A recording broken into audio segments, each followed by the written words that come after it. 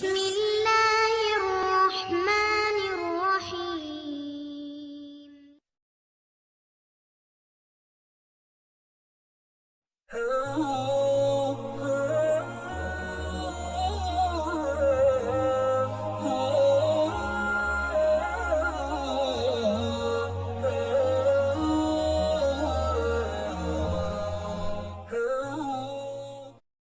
السلام علیکم دوستو، کچھ گناہوں کا اثر یہ بھی ہے کہ انسان اللہ رب العزت کی نظروں سے گر جاتا ہے۔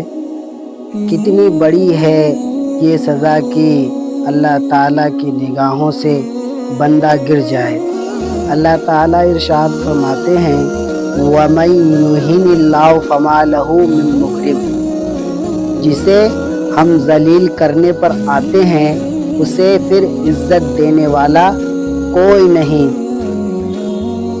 اللہ رب العزت کی پکڑ بہت بڑی اور بہت بری ہوتی ہے۔ ایک واقعہ ہے کہ انڈیا کا واقعہ کتابوں میں لکھا ہے کہ ایک بڑے میاں جا رہے تھے، ہندوؤں کا ہولی کا دن تھا، ان کی وفات ہو گئی تھی، تو ان کو کسی نے خواب میں دیکھا تو پوچھا کہ کیا بنا؟ کہنے لگے میری قبر کو جہنم کا گھڑا بنا دیا۔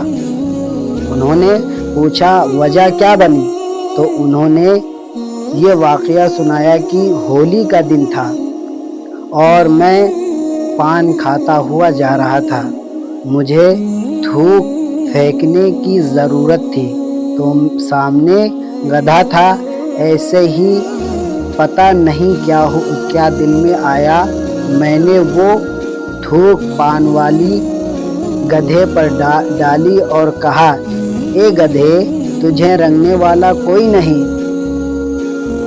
پتہ نہیں میرے دل میں کیا فطور آیا کہ میں نے بھی تھوک اس گدھے پر پھینکی اور کہا کہ تجھے رنگنے والا کوئی نہیں۔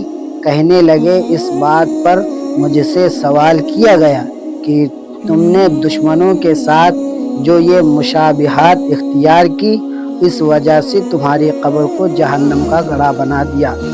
اتنی سی بھی مشابہات پروردگار کو پسند نہیں کرتے، اور آج تو مسلمانوں کے بچے لباس میں، طعام میں، قیام میں، رفتار میں، کردار میں، ہر چیز میں فرنگیوں کی مشابہت اختیار کرتے ہیں۔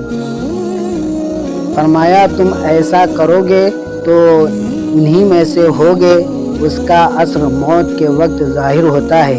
یہ جو فرمایا گیا تاکہ وہ انہی میں سے ہوگا، اس کا مطلب کیا ہوتا ہے میرے دوستو؟ اور ایک گناہ کا اثر یہ ہوتا ہے کہ گناہ کی برائی کا احساس دل سے نکل جاتا ہے۔ ایک ہوتا ہے کہ بندہ گناہ کرتا ہے اور گناہ کی برائی محسوس کرتا ہے، وہ جو برائی کا احساس ہے نا، جو گناہ سے نفرت ہے، وہ نکال لی جاتی ہے، اللہ تعالیٰ اس کو نکال لیتا ہے۔ گناہ نظر ہی نہیں آتا، جیسے جو لوگ فحش کلامی کرتے ہیں، گالیاں نکالتے ہیں ماں بہن کی، ان کو برا ہی نہیں لگتا۔ عجیب بات ہے کہ یہ احساس اتنا ختم ہو جاتا ہے کہ بندہ پھر اپنے گناہوں کو فخریہ انداز میں لوگوں کو بتاتا ہے۔ گناہ بھی کیا، بتایا بھی، بڑا اسمارٹ بن رہا ہوتا ہے۔ دیکھو جی، میں نے اس کو بیوقوف بنایا، وہ بیوقوف نہیں، اس کو دھوکہ دیا، اپنا دھوکہ بتا رہا ہے، خدا چھپاتا ہے اور یہ اپنے عیبوں کو کھولتا ہے۔ حتیٰ کہ جب گناہ کا احساس ختم ہو جاتا ہے تو کئی مرتبہ اس کی زبان سے کلمات کفر کا بھی صدر ہو جاتا ہے اور ایمان ختم ہو جاتا ہے۔